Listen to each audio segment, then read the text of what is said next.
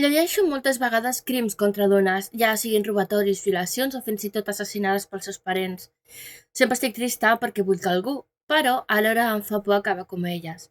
He estat maltractada en totes les meves relacions i em va costar molt sortir d'ara darrere. Sé que tinc un problema i és que moro per tenir amor. Això és molt perillós en realitat, perquè hi ha qui s'aprofita del teu dolor. Pots seduir-te i enamorar-te, guanyar els teus favors en un periquet, treure tot el que et pertany, i si li dóna la gana, també matar-te.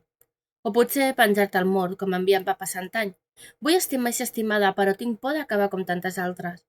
Així que em quedo aquí esperant per alguna cosa que mai passarà, no perquè decideixis tu sobre el teu cos, sinó perquè tens massa por. D'altra banda, potser és bo, perquè no sé si vas aprendre a tenir més respecte. Et va faltar empatia amb mi, amb les altres? Vas fer el mateix? Em fa ràbia haver estat l'única que has ferit d'aquesta manera, encara que potser Déu em protegia de no caure en una altra relació tòxica. Tinc por de no tornar a estimar, que ningú vulgui els meus petons recuperar. Alhora, té molt dolor d'estar amb algú que fereixi traïció. D'altra banda, jo penso que és complicat estar amb un os. Tu volies algú amb qui xerrar i jo no t'era suficient per a la teva mentalitat. Encara que al capdavall eres un nen, vaig pensar que eres molt més adult. Espera, per què aquest patiburrillo si vaig començar a parlar del que tinc por? En fi, segueixo estant ferida i tu continues jugant. Sempre seràs el ratolí al cau, que s'amaga de la gata que t'observa des del racó.